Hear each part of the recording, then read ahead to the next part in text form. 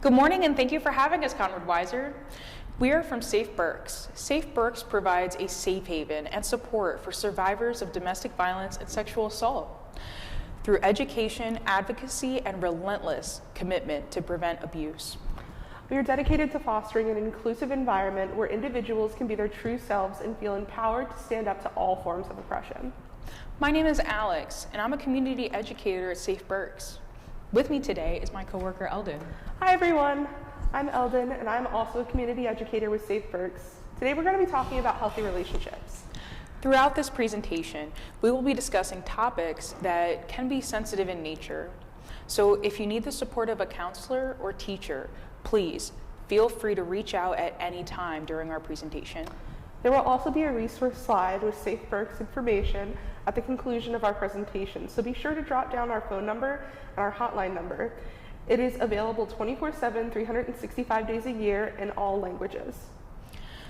As we go through life, we encounter many different types of relationships with our friendships, parents, teachers, even our pets.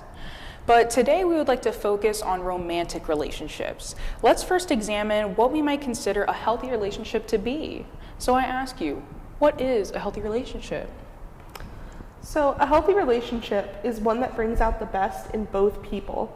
It makes you feel good about yourself, and it might look like showing respect for another person even when there's a disagreement between you. And it's true, people will not agree all the time, but we can still respect each other's opinions and perspectives. Another example could be texting someone you care about to see how they are doing, offering them a check-in if they're not feeling well, or simply having a rough day. So here are some of the characteristics listed that you might find in a healthy relationship. Let's take a look at each one more in depth. The first being a comfortable pace. A relationship should move at a speed that feels enjoyable for each person. While it is normal to want to spend a lot of time with someone when you first meet them, it is important that you both are on the same page with how the relationship is moving. In a healthy relationship, you should not feel rushed or pressured to act in any way that makes you feel overwhelmed. The next one we're going to talk about is trust. In a relationship, you can be confident that your partner won't do anything to hurt you or ruin the relationship. Trust comes easily, and you don't have to question the other person's intentions or whether or not they have your back. They respect your privacy and would never put you through a test to prove your loyalty. So our next aspect that we're going to be talking about is honesty. It is important when in a relationship to be truthful and candid without having to fear how the other person might respond.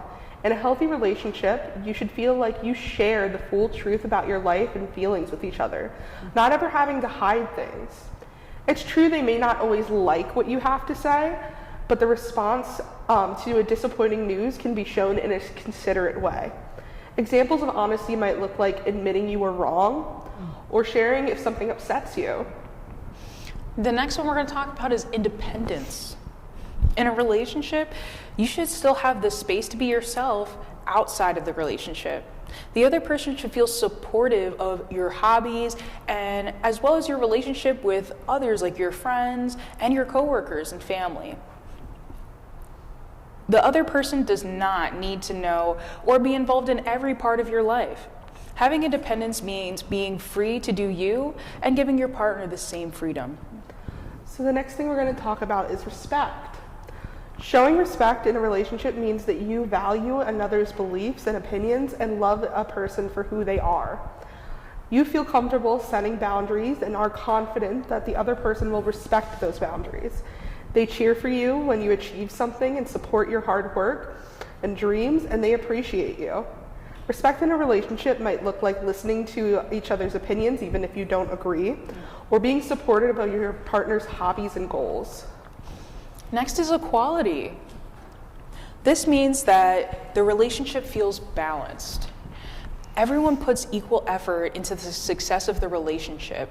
One person's perspectives and opinions don't dominate the others. Instead, you hear out each other and make compromises when you don't want the same thing. You feel like your needs, wishes, and interests are just as important as the other person's. Sometimes you might put more money, time, or emotional support in than your partner, and vice versa, but the outcome always feels equitable and even. So next we're going to talk about kindness. Kindness is demonstrated through care and empathy to one another by providing comfort and support. In a healthy relationship, the other person will do things that they know make you happy. You show compassion for the other person and the things that they care about, but remember, kindness should be a two-way street. It should be given and also returned in your relationship. Acts of kindness could be checking in on your partner when they aren't feeling well, or simply listening when they are upset. Next is taking responsibility. In a healthy relationship, each person takes ownership of their actions and their words. You avoid placing blame and are able to admit when you make a mistake. You genuinely apologize when you've done something wrong and continually try to make positive changes to better the relationship. You can take ownership of the impact of your words or behaviors you may have had, even if it wasn't your intention. So the next one we're going to talk about is healthy conflict. Conflict is a normal and expected part of any relationship. Everyone has disagreements, and that's okay. Healthy conflict is recognizing the root of the issue and addressing it respectfully before it escalates into something way bigger. Openly and respectfully discussing issues and confronting disagreements non-judgmentally is key. Avoid belittling or yelling at each other if there is a disagreement. The next is fun, okay? The element of fun means you enjoy spending time together and they bring out the best in each other. A healthy relationship should feel easy and make you happy. You let loose, laugh together, and be yourselves. The relationship doesn't bring your mood down, but instead cheers you up. No relationship is fun 100% of the time, but the good times should definitely outweigh the bad. So then, what would an unhealthy relationship be like? An unhealthy relationship is harmful to your health, body, or your mind. Examples may include laughing at someone else if they are hurt, either physically or emotionally, or injured. Perhaps even using someone else's phone, computer, or other device without their knowledge or permission. So we talked about some of the characteristics of healthy relationships, so now we're going to explore some of the characteristics of unhealthy relationships. Starting with intensity.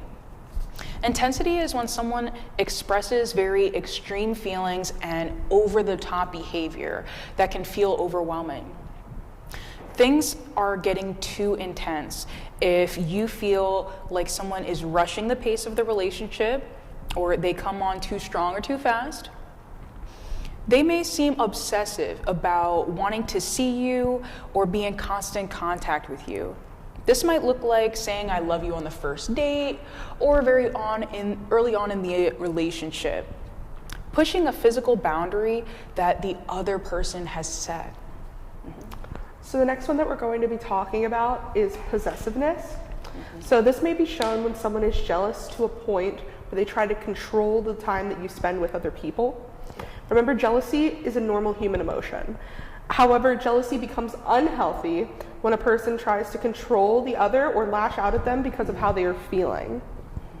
This might look like constantly checking in on your partner's location, or your partner getting upset when you text or hang out with people that they feel threatened by, wrongly accusing you of flirting, cheating, or even going so far as to stalk you. Possessiveness is often excused as being overprotective or having really strong feelings for someone. The next is manipulation. When someone tries to control your decisions, actions, or emotions, that is manipulation. Manipulation is often hard to spot because it can be expressed in subtle or passive-aggressive ways. You know you're being manipulated if someone is trying to convince you to do things that you do not feel comfortable doing, or ignores you until they get their way, or tries to influence your feelings. This might look like gaslighting your partner or love bombing your partner. So gaslighting has many meanings. However, it first started actually as a play in the 1800s. So gaslighting was this play, literally called Gaslight, in which a husband was attempting to make his wife assume that she was crazy. He would actually turn down the gas lighting in the house, which would control the levels of the light to a point where it was unable to see in the house, and the wife would complain about it. And he would say things like, "What are you talking about? It's as bright as the day in here. I'm not really sure what you're talking about." He was making her question her own reality. So gaslighting is coined from the actual play Gaslight, and is used to have someone question their own reality or their own things that are happening around them. And they're trying to make you question your reality in order to get what they want. So going along with manipulation, there is isolation. So isolation occurs when someone keeps you away from your friends and family or other people in general. This behavior often starts slowly with someone asking you to spend more one-on-one time with them, but then later can escalate to demands that you do not see certain people. Often they will ask you to choose between them and your friends and insist that you spend all of your free time with them, or make you question your own judgment of your friends and family. If you are experiencing isolation, you may end up feeling that you are dependent on your partner for love, money, or acceptance. Signs of isolating behaviors include criticizing your partner's family and friends so that they stop hanging out with those people, or constantly texting and calling your partner when they are with anyone else. The next is sabotage. Okay? When someone purposely ruins your reputation or achievements or success, that is sabotage. Sabotage includes keeping you from doing things that are important to you. Behaviors like talking behind your back, starting rumors, or threatening to share private information about you is also considered sabotage. So next up, we are going to talk about belittling. Belittling occurs when someone does or says something that makes you feel bad about yourself. This can include name calling, making rude remarks about people that you are close with, or criticizing you. It is also belittling when someone makes fun of you in a way that makes you feel bad, even if it's played off as a joke. Over time, this can make you lose confidence in yourself or your abilities. Examples of belittling could be criticizing your partner's hobbies or humiliating your partner in front of friends and family. Going along with that, next is guilting. When someone makes you feel responsible for their actions or makes you feel like it's your job to keep them happy, this is known as guilting. They may blame you for things that are out of your control and make you feel bad for them. This includes threatening to hurt themselves or others if you don't do as they say or stay with them. They might also pressure you to do something that you're not comfortable with by claiming that it's important to them or that it'll hurt their feelings by you doing it. So next up, we're going to talk about something called volatility. So volatility is when someone has a really strong, unpredictable feeling or reaction that makes you feel scared, confused, or intimidated. A volatile person makes you feel like you need to walk on eggshells around them. They will have, extreme reactions to small things, and your relationship might feel like a roller coaster with really extreme ups and downs. They may overreact to small things or have major mood swings and lose control by violently yelling or threatening you. The next is deflecting responsibility. A deflection of responsibility is shown when someone repeatedly makes excuses for their unhealthy behavior. They may blame you or other people for their own actions. Often, this may include making excuses based on alcohol or drugs, mental health issues, past experiences like a cheating ex, or divorced parents. So the last thing that we're going to talk about as far as unhealthy aspects is betrayal. So betrayal is when someone is disloyal or acts in an intentionally dishonest way. This is known as betrayal. They may act like a different person around other people or even share private information about you with others.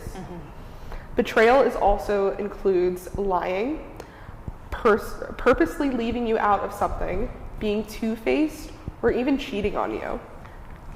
Please know that some of these things may be hard to spot when you are the one involved in the relationship. Knowing this, how can we best prepare ourselves to recognize whether someone is exhibiting unhealthy behaviors in a relationship? Well, there are indicators or warning signs that we can be aware of and look out for. These warning signs are called red flags. When noticing a red flag in a relationship, it is important to pump the brakes, assess the situation at hand, and take a breath. So let's look at some possible examples of red flags together and evaluate why each may be seen as a warning sign of unhealthy behavior. The first red flag that we have is a person calls or texts you 25 or more times in a row without you responding. If a person does not respond right away, they may be occupied at the moment. There are things like sports practice, watching a movie, doing homework, eating with their family. There may also be moments when someone may simply need to take some time and space for themselves. This red flag may be a sign of obsessiveness and overwhelming intensity in a relationship. So the next red flag that you can look out for is if someone, a partner or a friend might say, don't go out with your friends, I'll miss you. So independence is a characteristic of our healthy relationships, if you can remember. A person should have the space to be themselves outside of a relationship and be given the freedom and space to do so. Right. The next red flag that we have is talks you into doing things that you are not comfortable with. In a healthy relationship, you are not rushed, pressured in any way that makes you feel overwhelmed. The relationship should progress at a speed that it feels enjoyable to each person. So the next one we're going to talk about is humiliates or embarrasses you in public or tells sexist jokes. So being humiliated, whether in private or in public, is degrading. It feels as if your partner is looking down on you and criticizing you rather than uplifting you. Kindness should be given in return in relationships. The next red flag, punches, kicks, slaps, spits at, physically hurts you. The unpredictability of this volatile behavior in a relationship may undermine the feeling of trust and or safety. No one has the right to put their hands on you or hurt you. This could be considered assault. So the next one that we're going to talk about is I saw them talking to you. Don't do it again. Again, this comes back to one's independence. Limiting a person's interactions with others can be a possible sign of isolation. A person should be free to make the decision of who they will or will not talk to. The next red flag we have holds you against the wall. Conflict is normal and expected of any part of a relationship. However, a person should feel comfortable setting boundaries and feel confident that they will be respected in return. Absolutely. So the next one, don't wear that. People will look at you. A person should feel free to make their own decisions. When someone tries to control a person's decisions or actions or even emotions, it could appear to be subtle or even a passive aggressive. However, regardless of how it is expressed, the behavior is used to control another person and it's therefore unhealthy. The next one, stands in front of the door so you can't leave. Similar to the previous red flag of holding someone against the wall, a person should be comfortable setting boundaries and feel confident that they will be respected in return, even if that means being able to walk away and or take the time and space from another person. And the last red flag, throws objects or hits things in anger. Such volatile behavior can make you feel like you need to walk on eggshells around your partner. They may overreact to small things or have major mood swings and lose control by getting violent. Conflict should be able to be resolved through healthy, open, and honest communication. When a relationship becomes dangerous or hurtful to your body or your mind, it becomes abusive. This type of relationship centers around the power and control one person holds over another. So abuse may occur in many different ways. Some examples may be physical abuse, verbal abuse, emotional abuse, financial abuse, digital abuse, and even stalking. So what could we do if someone we know is in an unhealthy or abusive relationship? How can we support them? So there's so many ways that you can support a friend. Listening to the people that we care about and believing them is just our way of saying there's more than one way that we can show support. So some other ways we can show support may be to make sure that they are safe. Make sure to help them find a trusted adult, a parent, a teacher, a coach, a doctor, the principal, a first responder, someone who will be able to help them get out of this situation. Let them know that they don't deserve to be abused. Ask them questions to get them to think about the problem. Let them know that the abuse almost always gets worse if it is ignored, and encourage them to seek help. Even though today we focused on romantic relationships, please know that healthy, unhealthy, and abusive characteristics and red flags may be present in any relationship. If you or someone you know ever finds themselves in need of help, please reach out to Safe Berks. At Safe Berks, we offer services for survivors of domestic violence or sexual assault. We have a temporary emergency shelter in our safe house, empowerment counseling services for survivors and their families, legal, community, and medical advocacy services, as well as prevention education and workshops like the ones that you are receiving today. Regarding the topics such as healthy relationships, dating abuse, domestic violence, and sexual assault awareness in order to create a safer community for everyone. Safe Berks advocates are available 24/7, 24 hours a day, 7 days a week, 365 days a year, and can be reached by calling our toll-free hotline, available in all languages, at 844-789-SAFE. That's 844-789-7233, or you can text the words SAFE Berks to 20121. Again, that's 20121. All Safe Berks survivor support services are free and confidential. Thank you for your time and attention to learn about healthy relationships and the red flags of unhealthy relationships. We will be running 2 back-to-back PLT sessions tomorrow, Wednesday and on Thursday. You can sign up to continue our discussion and ask any questions that you have.